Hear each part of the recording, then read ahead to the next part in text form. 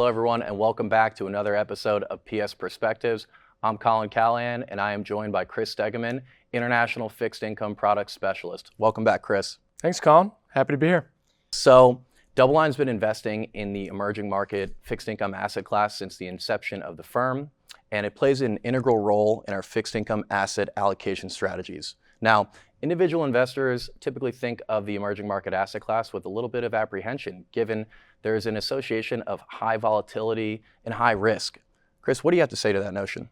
Well, first of all, I certainly agree in terms of the connotation that EM equals high risk, high volatility, but the potential for high level of returns if you kind of catch lightning in a bottle. But I think a big reason for that is if I flip on CNBC or Bloomberg TV and they happen to be talking about emerging markets, typically 9 out of 10 times maybe, they're talking about emerging market equities, and they'll have the MSCI EM index up in the top right-hand corner. And as you and I both know, it has been a tough road for emerging market equities over the past decade or so. EM equities are highly correlated to movements in the dollar. EM equities do well when the dollar weakens. So if you look at this first slide that we have here, it's simply the S&P 500 versus the MSCI EM index, which is widely regarded as probably the most used EM index.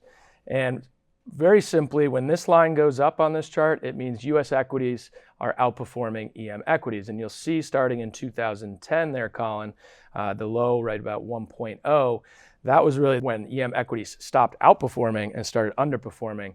And again, a lot of that is tied to a very strong dollar. If the dollar were to weaken over, say, the medium to long term, that generally bodes well for not only EM equities, but also EM fixed income, which is largely what we're here to talk about today. So if you go to the next slide, again, to the connotation of EM investing, high risk, high level of volatility, potentially good return, you'll notice here, this kind of shows that that's a misnomer in some ways. EM fixed income, this is in US dollar denominations, which is in the dark blue, has outperformed emerging market equities going back 28 years by almost 600%. And it's done so with about half of the volatility. So to your original question, I would just urge investors, when talking about emerging markets, it's very important to bifurcate emerging market equities, which certainly can do well in a weak dollar environment, but also versus EM fixed income in US dollar denominations and EM fixed income in local currency, because they all have different risks and therefore different return profiles. So while many fixed income investors tend to focus on domestic, traditional fixed income, the EM universe is a broad investable universe that spans the entire globe, and it can be a lot for the average investor to get a hold of. So Chris, can you tell us about the DoubleLine Emerging Market Fixed Income team? Yeah, certainly. And before I even do, I would say it's a lot for not even the average investor to keep track of. I think it's a lot for investment professionals. So that's why here at DoubleLine, we have a very experienced emerging market fixed income team, an international fixed income team for that matter, and it's led by Luz Padilla.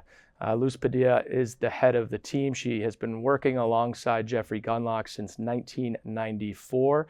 She was also named one of the top 100 most influential women by Barron's just a year or two ago. She's also accompanied by 2 co-portfolio managers, Mark Christensen and Sue-Fei Koo. So if you look at this chart again, one thing I want to point out is 1998. If you look at since 1998, we've listed a lot of crises in there, and we both know that there's many more not listed.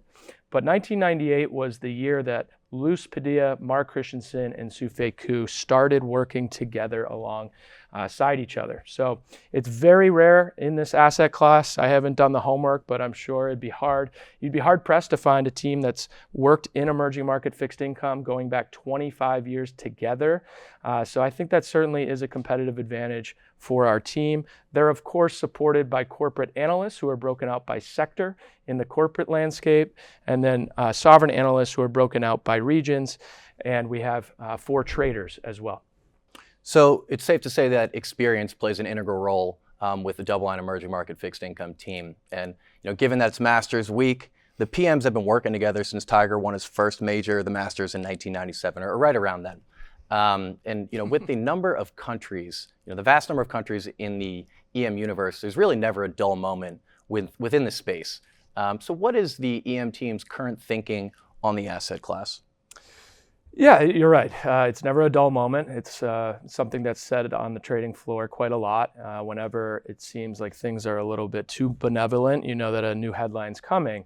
And that is why EM does, like any other investment, merit risk. But it's also a very vast investment universe. There's very high credit quality companies out there, investment grade credits, many that if you could just compare balance sheet to balance sheet, US versus its EM counterpart, if you strip away the zip codes, I think a lot of folks would say that the BBB rated company in an emerging market country has a better balance sheet than the one in the US, and you pick up more yield.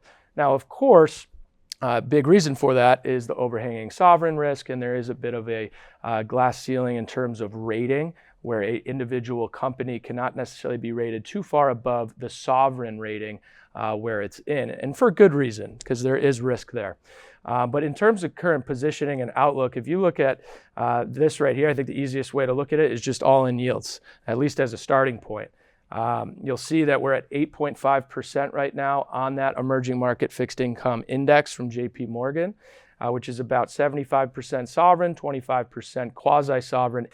You'll notice that absent July and just a blip there in October last year, this is the highest level going back all the way to 2008. And it is a secular improving credit story, meaning this index, the constituents and countries underneath within it, have migrated up the credit curve. Easiest way to point that out is this index in 2001 was only 23% investment grade, whereas today, Colin, it's more like 53% investment grade. Now, to your point on current positioning, while the all-in yield is very attractive, we still think there are a lot of risks or potential risks on the horizon. Of course, we've all talked about all the recessionary indicators that are flashing red, in addition to geopolitical events.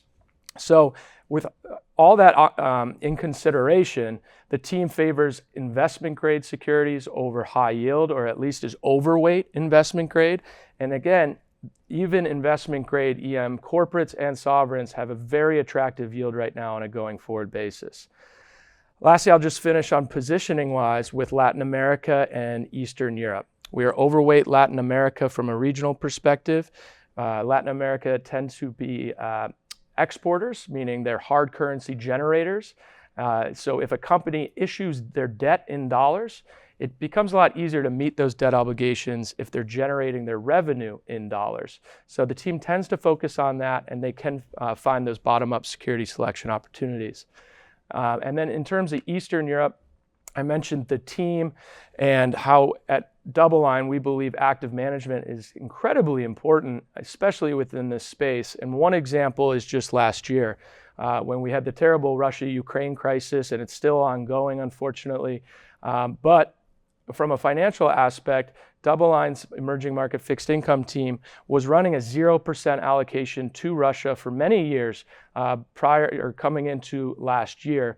And we all know that Russia was taken out of the indices at a loss or a complete loss. So on a relative basis, that helped our outperformance during that time. And I think it's a testament to our investment team's credit research and expertise.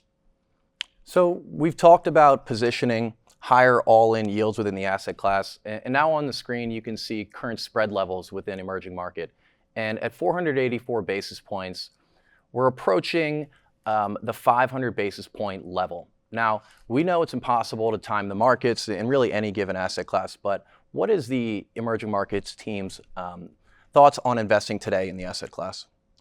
It's a great question. It's a question that I've been asked many times by clients and prospects over the course of the last year, particularly when spreads were widening substantially, as you can see on this chart in 2021, and then of course COVID. But I think that the simplest answer is that at DoubleLine, from a high level, we view emerging markets as that secular improving credit story that I mentioned. So you'll notice that within our multi-sector accounts, where we have exposure to many different sectors of fixed income and move it around based on our team's view of relative value.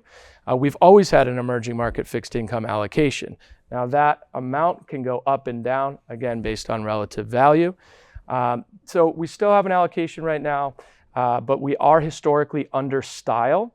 But one case study that we put together, to your point, timing it is extremely hard. We're at about 484 basis points of spread on that index. We went back 20 years and we looked at how has an investor done if they've bought emerging market fixed income using the index we've discussed as kind of the bogey there. I guess that goes with your master's comment. If you own EM and you bought above 500 basis points of spread and you owned it for 2 years, your average annualized return over that period was 14.56%, or sorry, 0.63%. And then your worst, so kind of your worst drawdown doing that exercise using historical data was only negative 4.4%. So pretty powerful figures there. Yeah, 14% average annualized return over a 2-year period, looking back 20 years of data in really a relatively low rate environment given today's higher all-in yields. That's an impressive data set. And I think those higher all-in yields will probably provide a pretty good tailwind for the asset class going forward. Certainly, 8.5%, and that's without any price fluctuations. Yeah. Well, with that, Chris, I wanted to say thank you for being here. If you're watching this and you're interested in learning more about DoubleLine's emerging market fixed income capabilities and our strategies, reach out to us. We look forward to hearing from you. Thank you.